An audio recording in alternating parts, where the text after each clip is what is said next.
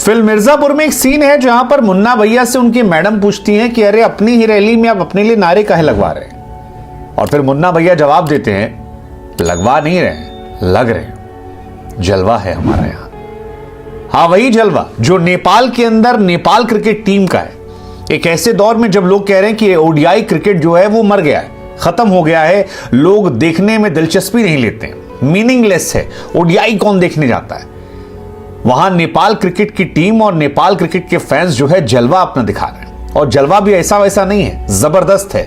मतलब पूरी खचाखच स्टेडियम में भीड़ है और उस भीड़ के बीच में नेपाल की टीम जो है वो गब्बर शेर की तरह दहाड़ते हुए आती है और कनाडा को चारों खाने चित करते हुए 3-0 से हराकर क्लीन स्वीप कर जाती है।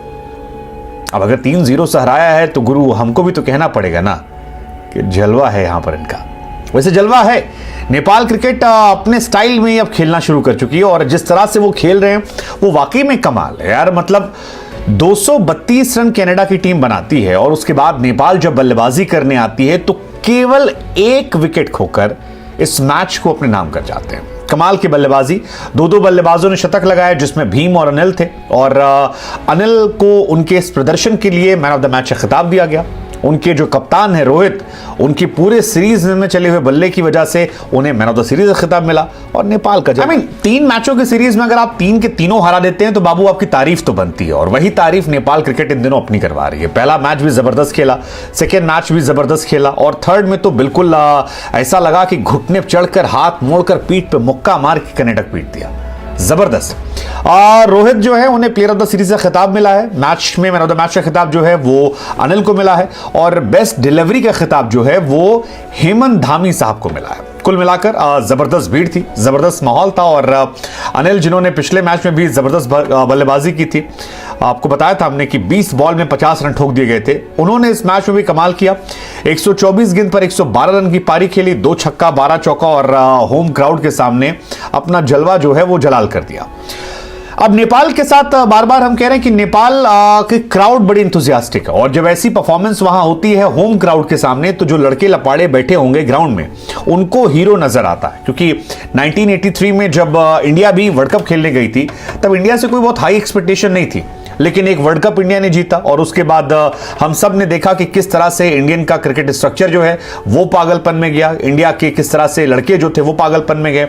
और 83 के बाद सचिन, गांगुली, द्रविड़, अजहर, तमाम लड़के वो जो बचपन घर बैठ के मैच देख रहे थे वो बाद में जब उतरे खेलने तो फिर बवाल काटते गए। उसके बाद उनको देखकर नई जनरेशन आई, तो अगले 10 साल में नेपाल क्रिकेट यहां से यहां 100% पहुंच। वैसे तारीफ यहां पर अनिल शाह की भी होगी, मतलब अनिल शाह पर सवाल बहुत सारे थे, लेकिन सेकेंड मैच में उन्होंने 50 ठोका। वो 50 ओडीआई क्रिकेट में नेपाल की तरफ से फास्टेस्ट 50 था, और उसके बाद जो शतक ठोका उन्होंने, उस शतक की बातचीत जो है वो हर कोई कर रहा है, जबरदस्त है।